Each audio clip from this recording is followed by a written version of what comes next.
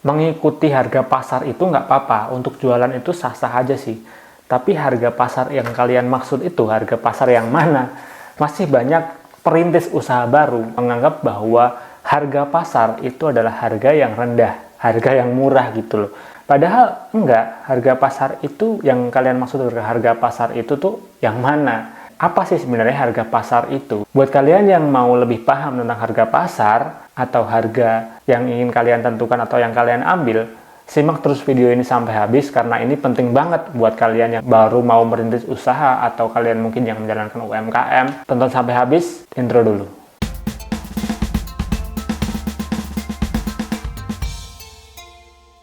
Halo semuanya, perkenalkan nama gue Hendra Head. Kesibukan gue sekarang itu tuh menjalankan usaha pakaian ya, di kaos polos spesifiknya. Gue punya brand yang namanya Woodies Indonesia, atau di Instagram itu namanya woodies.id. Kalian bisa follow aja atau cek di sana, woodies.id. Itu sudah gue bikin dari tahun 2020-an lah ya. Dan sampai sekarang masih bertahan, alhamdulillah. Selain itu gue punya kesibukan sedang merintis usaha media bersama teman-teman. Jadi gue nggak sendirian di media ini, kita kasih nama usahanya dengan nama Hub Media. Kalian juga bisa cek juga di Instagram karena itu tuh usaha baru banget yang gue mulai 2024 ini sama temen-temen. Kalian cek di Instagram aja Hub Media, @hubmedia, ada di sana. Sebenarnya gue juga seorang content creator ya. Gue dari dulu hobi banget bikin konten seperti ini. Gue juga hobi bikin konten buat usaha gue sendiri ataupun bikin konten buat gue pribadi gitu.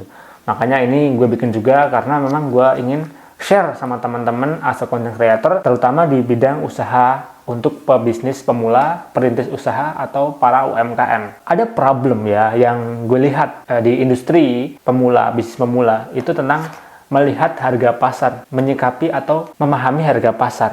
Orang-orang itu masih berpikir, dulu gue juga masih berpikir gitu, pas awal-awal bahwa harga pasar itu, kita harus mengikutinya harga pasar. Tapi harga pasar yang mana nih?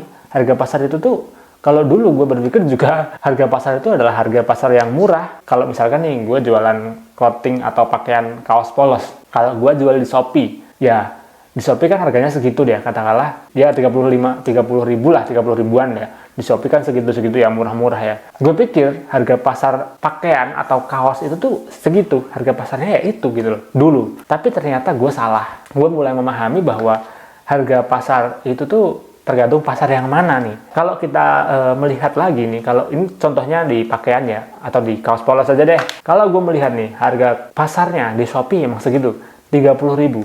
Tapi kalau pas gue jalan-jalan lihat di mall, ternyata ada juga kaos polos yang dijual 70 ribu. Kalau gue lihat lagi di mall yang lain, ada kaos lagi yang dijual 100 ribu ke atas bahkan. Kok bisa gitu?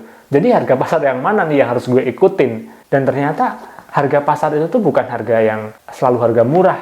Tapi kita harus paham bahwa kita itu mau ngambil pasar yang mana untuk produk kita. Jadi produk kita itu sebenarnya bisa dijual dimanapun dengan untuk siapapun. Tapi nanti akan beda tentang pengemasannya. Beda apa ya, cara kita mengolah produk itu biar harganya itu sesuai dengan pasarnya.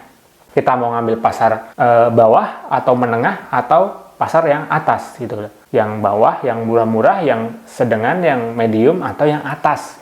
Nah, itu terserah kita sebenarnya. Nanti tinggal kita memahami bagaimana orang-orang sesuai dengan pasarnya itu membeli dan match dengan produk kita. Itu ada tekniknya, nanti akan gue share video yang lebih lengkapnya di video yang selanjutnya ya. Gue juga resahkan sih. Jadi mereka itu kayak jadi terjebak dalam perang harga. Karena mungkin pasarnya sudah terlalu banyak yang masuk. Jadi harganya juga di situ banding-bandingan. Dia berlomba-lomba untuk bisa mengambil atau menarik orang-orang biar beli di pasar yang udah ramai gitu. Sebenarnya gini deh, kita masuk ke pasar dengan orang-orang yang jualan dengan produk yang sama, dan di situ tuh pembelinya juga mencari barang yang harganya paling pas dengan mereka. Ya kita akan lomba-lomba untuk perang harga kan, lomba-lomba untuk mana yang paling murah, yang bisa mengambil hati dari customer. Ya itu namanya perang harga. Apakah kita mau untuk ikut perang harga di situ? Ya kalau gue sih memilih untuk enggak ya. Kalau gue melihat di situ tuh pasarnya udah terlalu rame, produknya udah kayak hampir sama dengan produk gue, ya gue nggak mau ambil situ lah. Gue memilih untuk mencari atau membuat pasar gue sendiri. Bisa.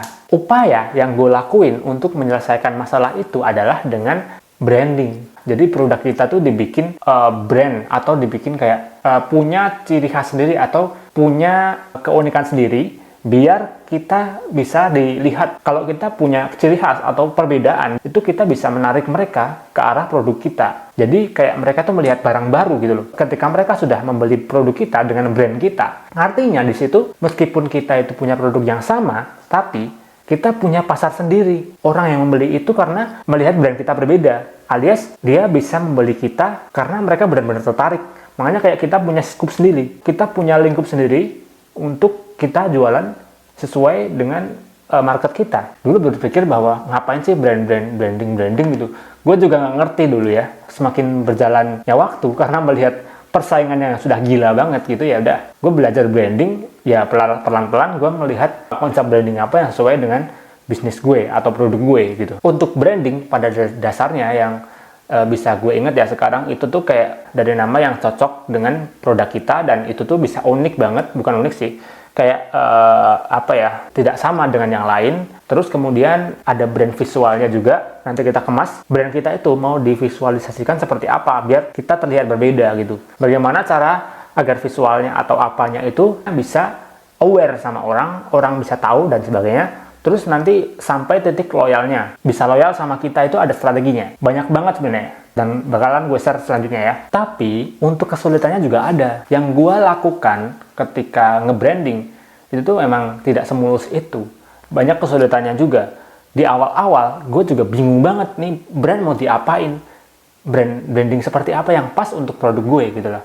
Itu tuh kayak kita harus pintar-pintar melihat kebutuhan market juga. Untuk nge-branding itu, kita harus menyesuaikan dengan kebutuhan market. Jadi, nggak boleh kayak keluar banget dari kebutuhan market. Kita harus menambahkan apa sih yang pas untuk produk kita, biar brand kita itu mencolok. Untuk mencari itu yang susah.